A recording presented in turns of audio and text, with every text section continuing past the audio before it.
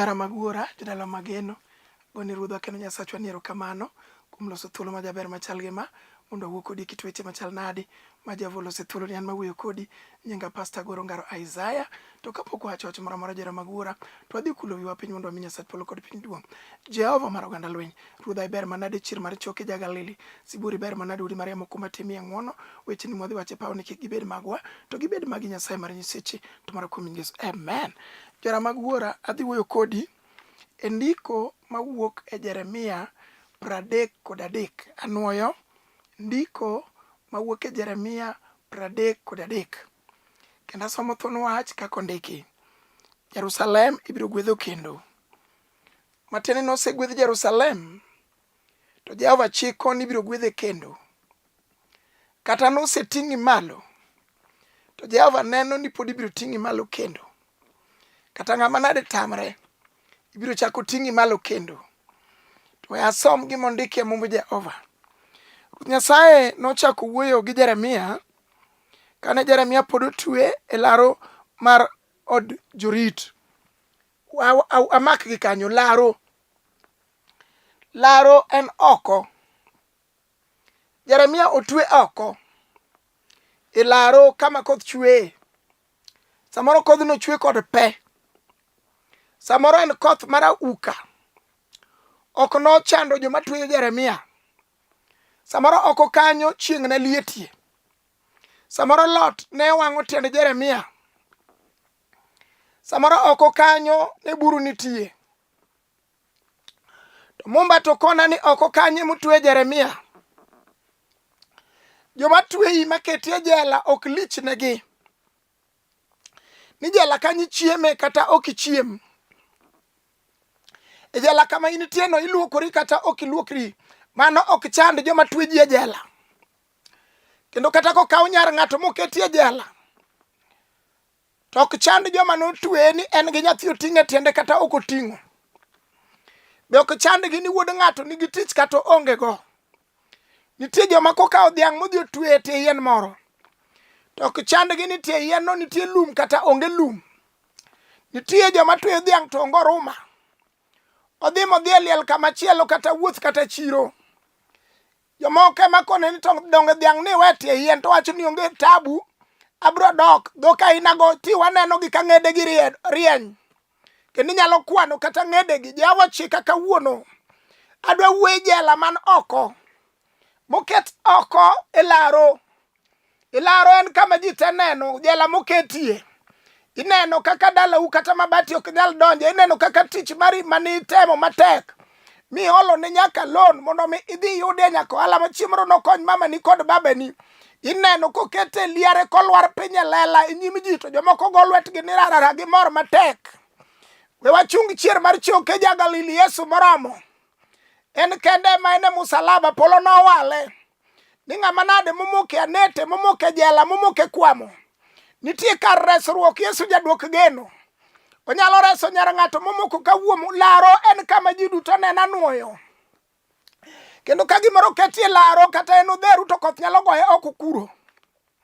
Kata en mana dhiang' ema owe laro oko kuro kata kodh pe nyalo goye.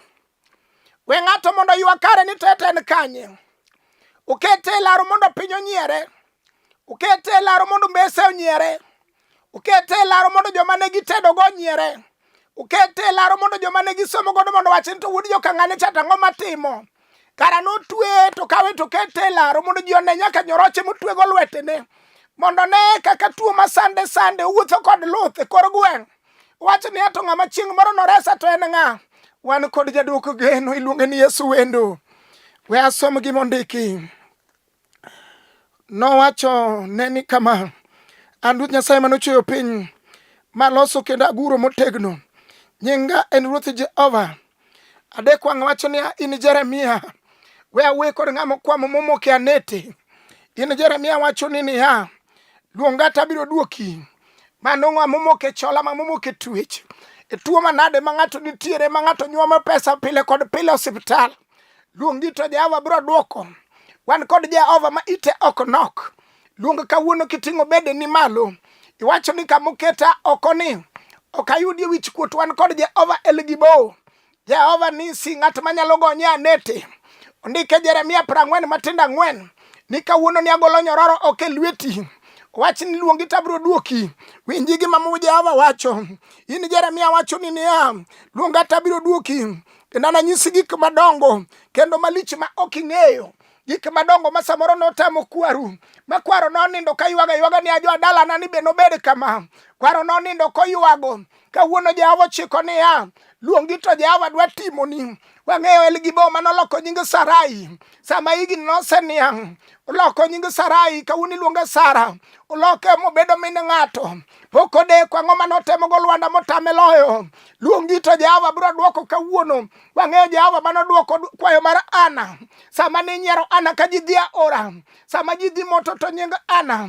Luongi to Jehova biro duoko kawuono. Lware wi chongi wan kod Jehova. Maduoko lamo duoko jo Israel. Ka gin e piny Misri, e piny jela, e piny twech.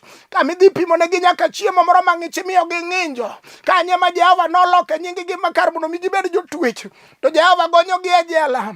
Bed ni Nam Makwar nochung' mbele. Sama Jehova nochopo. Nam Makwar nogo sarute nyim jatend lweny. Kata obed ni Farao ne luwo tokgi. Ma en bende temo mondo luw kama nyaka jo Israel noluwo. We aleri ni kamine ni luwo noero. Mano kama Jehova ose anoint ni kanye in mibiro wuothe. Kamine ni wuothe noero. Tijno Jehova biro ting'o malo ng'ama nade moyie, ng'ama nade modagi. Bed ni ne gode ne ni korachich. Nyaka bunge ni koracham. Mago ne okotamo jo Israel wuok e jela. Wacha ni kawuono ta wuok e anete, wuok e chola, wuok e twech, wuok e nyiera. Awuok e se nying Yesu ja Nazareth. Duong' odog ni wendo. Mumba kona. Isaya 22. Matindo 25. Ni chieng' no musumal manoguro matek. Ibiro pudho oko beno opidhe kuom ng'ama nade. Opidhe i nyar ng'ato. Opidhe onding' wuod ng'ato. Opidhe somo nyathi ng'ato. Opidhe kor wuod ng'ato. Musumando ni biro golo oko. Kata notwe ng'ato oko. Motwe matek makato dhi ng'ato dhi manyi tich. Jomoko yudo. En dong' kod kalatesene.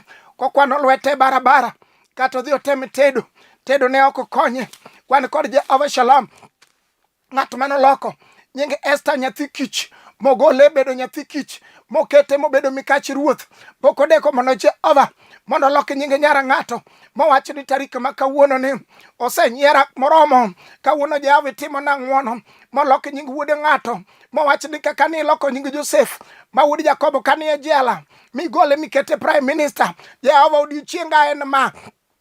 Ema kawuono ni kar mondo mi ji obi oyud ng'ama ne ging'eyo chon. We mondo mi giyud ng'ama kawuono ni biro rwenyo gi. Jehova nyalo loko nying ng'ato. Oloko nying Jakobo. Ma wuod Isaka kon ni winji Jakobo. Kochakre kawuono ok chak luongi Jakobo. Iluongi Israel, ng'ato mogwedhi. Pok odeko mondo dala minyiero no. Pok odeko mondo nyathi ng'ato mikwamo ni. Mondo Jehova ochod nyororo oke lwete. Ondike Naum 1:13. Nochodo nyororo kogolo oke lweta. Ondike Jo-Kolosai 2:14. Norucho gima nondiki manotweyowa. Wan kod Jehova Elgibo. Ondike Mathayo 15:13. Ni gimoro amora ma wuora manie polo ne ok opidho. Ibiro pudh oko kawuono nying Yesu ja Nazareth. Ng'ama nade mang' nowach kawuono ni Jehova yie biro. Jehova kawuono timna ng'wono gol misika mapek kuoma. Ondike Muma niya, abiro yieyo uting'o mapek mane kuomu kawuono abiro golo oke goku. Ondike Zaburi 81:6 ni noyieya kogolo dheche mag ting'o mapek e goka. Pok odeko mondo Jehova timne ng'ato ng'wono. Mondo golo dheche mag ting'o mapek e goki. Odheru en gima ji duto te neno. Kata ji wuok gi toki neno ting'o mapek no. Kata ji wuok mbele neno kaka isandori. Kata ji ni bathi neno kaka odu chandore. Kawuono ni wan kod Jehova Shalom. Ng'at manyalo golo ni ting' mapek e kit ngimani. Manyiera kod asaye wuog e kit ngima ng'ato. Duong' odog ni Nyasaye mapok olo. Mumba kona e ngeche 30. Matindo 30. Ni mokwongo en sibuor. Jehova mwaluongo nyinge ni mokwongo en sibuor. Mokwongo en sibuor, onge le moro amora maromo kode. Wang'ayo Jehova nisi. Wang'e dho yaw kawuoyi nokwamo higa 38 mano Johana Bich. Sama noromo kod Yesu jaduok geno. Mane sama chango nodware kit ngimane. Luongane kawuono nitie Yesu manyalo timo ne ng'ato ng'wono. Ondike Fweny 5 niya, ni kitabu nolor iye kod oko, molore kod kido abiriyo. Samoro kido abiriyo go nen koso tich, samoro kido abiriyo go nen koso nyathi, samoro kido abiriyo go nen koso kwe ot, samoro kido abiriyo go wala ne lwar, samoro kido abiriyo go eko ni kata chene onge dala, samoro kido abiriyo go eko ni tuo maduogo to chako dhi. Mumba wacho niya, fwenya bich ni we ywak, sibuor mar dhod Juda emoselocho, nyakwar Jesse ni kod lochen kod kifungu, Manuel odhi e bwo liel, odhi omayo jasigu kifungu e bwo liel, olosonwa warruok ratiro, kawuono ni wan kod ratiro mar donjo kamaler mar kamaler. Ere gogi matek manyalo tamo Lwanda, kele ane teme ane kod Yesu gokinyi, iwachi ni japuonyi kawuono ni, akelo dalawa, akelo anda, akelo nyithinda, akelo chiega, akelo jaoda, akelo nyaka mama na akelo wuonwa iri kawuono, ma e Jehova manyalo timo ne ng'ato ng'wono. Wan kod Yesu ratego. Mika abiriyo matin aboro wacho ni weuru wasika, weuru nyiero kata selwar, nitie Jehova mabiro chako ting'a malo kendo, kata ji osenyiero e kor gweng'. Ni samoro mama ni nonene kod law achiel e liendi cha, ochako nenege kanisa, ochako nenego nyaka e chiro, wacha ni wasika wang'ni, an kod Jehova ma jaloko nying, obiro loko nying dalawa, obiro loko nying oda, obiro loko nying ohanda. Wan kod Jehova ma jating' ji malo, ondike e Zaburi 42 ni noywaya kogola chuodho motimo todo, noketa mabede kidi Lwanda motegno. Kawuono wan kod Jehova Shalom, wasigwa ok nonyier, wan kod Jehova mabiro ywayowa kagolo e chuodho motimo todo, en Jehova Nisi. Weluoro ndike Sa 54 matin 17 ni onge gir lweny molosi mondo inyi mano inyi. Kawuono nying Yesu ja Nazareth, wira dhodi no kod remb Yesu jatend lweny, wir nyithindi kod remb Yesu jaloyo, wawiro nyaka jaodi nyaka ohandi kod remb Yesu bara polo onge gir lweny molosi mondo inyi mano inyi. Duong' odog ni wendo. Ondike fwenya 3 matin 8 ni kawuono aketo dho ote mbeleni ma onge ng'ama nyalo loro, kato bisadi ok onyal loro. Ondike Isaya 45 ni winji Ruoth Kuros, abro mako badi makora chwich, mano Ruoth ma Jehova oseyiero. Keto kawuono ni abro mako badi makora chwich, kendo abiro piyo gode mogangre mane mbeleni, abiro ywayo nyaka mwandu mopandi e mudho, maket ni nyaka dhok mane ok nyal bet e dala, nyaka rombe kod diek. Kara en ang'o manyalo tamo Nyasachwa? Wacho no biro piyo nyaka gode mogangore, manie mbele ng'ato, gode mag tuo, gode mag dhier. Beni tuoche go ni luongo gi ni ndulume, beni ni luongo gi ni ich makecho, beni ni luongo gi ni nding' maremo, beni ni luongo gi ni wich mosekethore, ma yawuot ji somo to kochopo e klase moko to nokaw gode manodhi orwako kuomgi, ma yawuoyi manodhi sikunde. Kawuono waromo kodgi ka giting'o poko rabolo e dho duke ka gidhumo gi sungu madongo. Wan kod Jehova manyalo rucho gima nade mondik kuom ng'ato. Sauda mos wacho niya 22:25 nopudho musumal manoguro matek, kendo gik manolier kuome nong'ad molwar piny. Kawuono ni nying Yesu ja Nazareth, wawacho ni chang donje dalani, wawacho ni kwe donje odni, wawacho ni ohala ni chungo malo, wawacho ni school fees maonge Jehova kelo, onge gima tek kuom Lwanda wa, wang'eye jakondo mula. Yesu moparo Daniel anie bur sibuoche sama nyo Ruoth Darius omondo gokinyi, oparo ni Daniel osetho. Openjo Daniel niya, Daniel pod ngima? Daniel nowuoyo ka wasigu noduog kendo, sama gini duog dalau, sama gini duog e odi, kombe manyo onge Jehova nigo, nyithindo ma onge Jehova nigo, min ot ma onge Jehova nigo. Jehova nyalo loko nying ng'ata ucha nono, en Jehova manoloko nying Daniel ero gole bur sibuoche, to Jehova rwake law manyien. Duong' odog ni ruodhwa, duong' odog ni jatend lweny.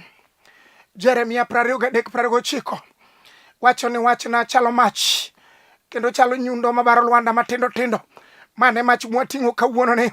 Ang' nomak lwenje kod masiche, ang' nobar Lwanda matindo tindo. Mano Jehova Elgibo, Nyasachwa mapok olo. Duong' odog ni nyakwar Jesse, iber manade ja-Galili. Jeremia 1:9 wacho na miteko kawuono ni. Winji wuod Ilikia, amiteko mar muko gi pudho kod go piny. Obed gima nade manogure nyim dhorangach motweyo dala moro, ma ji ka chung' e nyim dhorangajno to neno mana dhier kod sandruok. Ka ji chung' e nyim dhorangajno to neno mana kaka tuoche oriede dala. kawuono mi teko mar muko gi pudho gi go piny. Mano Jehova miyo wa teko no. Nitie Jagalili, Nyasachwa mapokolo. Jeremia 30:8 wacho ni kawuono ni aturo joko moketi ng'uti e nying Yesu jatend lweny. Kawuono ni obedi joko machal nade ma ng'ato osebedo ka chur godo. Joko kokete ng'ut dhiang' to kuma ng'ama notweyo joko no dwaro ema kone no dhi, kata kowacho no dhi koracham to biro dhi kono. Joma notweyo joko e ng'uti kata kowacho ni kanye mikwamie ibiro kwamo kanyo ma kata koth biro. Wan kod Jehova Nisi mohikore no biro obiro turo jok no sani. Wacha ni Jehova tur jok manoketi ng'uta mondo kawuono ni mondo dong thuolo. Jeremia 15:20 we asom gima ondikie mo Jehova mar polo. Duong' odog ni Jagalili. Jeremia 15:20 erokamano Nyasachwa mapokolo. Erokamano Jehova Jaire. Wacho na biro loki motegno ka oinga mar chuma. Mano Jehova mar polo. Obiro turo joko manie ng'uti. Ka joko no selwar piny. Machandruok orume dalau. Madhier gi masiche kod aseye orume dalau. Miting'o nyathi e tiendi. Kech pok odeko mondo timne ng'ato. Mochako mi nying manyien. Mochak luonge ni min ng'ane. Mowacho ni ng'ane moalne no rumo. Kawuono Jehova ochung'o ande malo. To Nyasachwa lero niya, en ye jalos dala. En ye jalos dak. Jehova ye jalos dak kama ji odakie. Mumbakona niya, abiro loki motegno koinga mar chuma mondo eka isir jogo gibiro kedo kodi to ok giniloyi, nikech abiro bet kodi mondo ariti. Abiro resi kuom joma timbegi richo kendo abiro konyi kuom joma undu. An Ruoth Nyasaye ema wacho kamano. Jehova ogo signature. Ruoth oketo kod lwete. Wacho no biro resi molosi kako oinga mar chuma. Mano ma ok yiengni. Dakni ok no yiengni. Ohandi ok no yiengni. Nyithindi biro dhi sikul. Dakni biro chung' motegno. Wan kod Jehova Yahweh. Oromo e musalaba Yesu ratego. Wang'e chir mar choke Jagalili. Isaya 41. Duong' odog ni wendo. Iber manade jatend lweny. Iber manade Jagalili. Chunya odendi Yesu wendo. Isaya 41. 41 matina 11 wacho niya, koro ne uru jogo duto mamon kod ugi biro kuot. Joma nowacho ni dala ugotieno ok ginindi nyaka dala usiki. Sama unindo to giluoro dala otieno tulu. Kawuono Jehova wacho ni kata ne gidhi giponde ei pi. Ei pi kanyo Yesu Ruodhwa iluonge ni pi makelo ngima. Kata ne giring ma gidhi nyaka ei bunge. Ei bungu kanye ma Ruodhwa iluonge ni yien makelo ngima. Omiyo winji gima Jehova lero. Koro ne uru jogo duto mamon kod wigi biro kuot. Gibiro neni kiduogo e dala kod nyithindo ma wigi kuodi. Gibiro neni kigedo ma wigi kuodi. Ibiro luongo gi arus ma wigi kuodi. Ibiro bedo kod lopi migerie dalani ma wigi kuodi. Nyathini biro somo matieke sikul ka gineno ma wigi kuodi. Ohandi biro chako chung' kendo ma wigi kuodi. Mano wan kod Jehova ma jakud wi wasigu. Pok odeko sama wang'wa na luonge Ruodhwa ni kod duoko. Oduoke Elija jatishbi ka jolam Baal 450 obet e lela. Elija to en ng'at achiel. Mano ok wakwano nyaka prophet mag Ashera kod Dagon. Sama noluongo Jehova ma jatimo ng'wono, Ruoth ma jaduoko kod mach. Mano sa odhiambo chieng' koro dok e ode. Oseluongo Baal, Baal otamore duoko. Wakia kuma Baal noninde be kuma noponde wakia. Samoro nokoni ni twe gige nyim dhorangach, moko nokoni ni nang'. Sama nochopo sama koro tuo noewi kawuono ni wadwa luongo Yesu Meja. Ng'at makang' noluongi tang' noluoko okel kod duoko kawuono Nyasacho biro duoko gi mach. En Elgibo Jehova Nisi Nyasacho manyinge ng'eny. Adonai Jehova Sabaoth ang'no duok kawuono kod mach. Sama Elija jatich mi noluonge sama koro chieng' dwa podho. Balo tamore duoko dhano 450. Moko oseng'olore kod kite, moko ne luorore nyaka lowo. Jehova wa nigi duoko. Nyasachwa nigi duoko. Winji gima Jehova wacho. Koro ne uru. Jogo duto mamono kod wigi biro kuot. Migi dhier nono. Adier jogo duto makedo kodu norum milalo nono. Unudwar wasikugo. Samoro biro dok dala. To mier mane gidakie. Kibiro penjo ni be pod ginitie mondo mosnigi. To ok iniyudgi. Biro yudo ng'ang'a gi tula modak e miergo. Jehova wacho ni biro manyo wasiki ok niyudi. Kata plot midakie. Jehova biro daro gi piyo. Kata ohala mitimo. Ere no Jehova biro daro gi. Wad Jehova mar polo gi piny. Onyalo sembo wasiki e lela kineno. Mano jabaro nam Yesu mar polo. Orie bade manamo go sarut. Mano Jehova mar kedo. Wan kod Yesu ma jakele duoko. Olimo Lazaro ma Betania. Kageno serumo dala gi Lazaro. Nyimine Lazaro dong nyamasi gi dong kendgi. Jogweng' oriedo gi ita dek dher kayiem. Nyimine no to ywak Lazaro sedhi. Sama Yesu nyodonjo. Sarut nogo nyaka family nogo sarut. Nyaka kudini nogo sarut. Nyaka gik manotwego Lazaro nogo sarut. Lazaro chiere lela. Gima tho e ngima ni kawuono. Yesu biro chiero. Yesu biro chiero. Japuonj biro chiero. Ohala no biro chier. Nyaka ich mane ok dal ting'o nyathino. Biro chier. Nyaka dak mane kethore no. Japuonj biro chiero. Nyaka school fees mane onge no. Wan kod Jehova manyalo chiere. We asom gi mondiki. Unudwar wasiku go. To ok unuyudgi. Chutho jogo mane kedo kodu. Ok onobed gimoro kata matin. Nikech an Ruoth Nyasaye ma Nyasachu. Ema mako badu makore chwich. Kendo wachunu niya. Kik ubed maluor. Nimar an ema konyou. Jehova ema biro resou. Ruodh ema biro sirou. Wachacha ni Jehova sira. Wachacha ni Jehova jela. Wachacha ni Jehova chiel dalawa. Ruodh sir nyithinda. Jehova par dalawa. Japuonj par nyithinda. Japuonj sir oda. Samoro wuoyo kod ng'ama kwamo. Momoko mawacho ni Jehova dong ditim dang'uono. Mawacho ni Jehova dong dilokie nyinga. Jehova kawuono dong ditim nang'uono. Wan kod Jehova Elgibo. Nyasaye ma jatimo ng'uono. Ne jomo yie en kaka wuono. Ruodh lelano ni kaka wuono. Biro ting'o badi mbele ni Jehova no. Wacho ni Ruoth tim nang'uono. Wang'eyo Jakobo. Ma wuod Isaka kawuok dalagi. Odhi ka ner mare. Malaban. Oting'o kade lwete. Sama nodonjo dalano. Oloke jakwath. Bang' tieko kwath.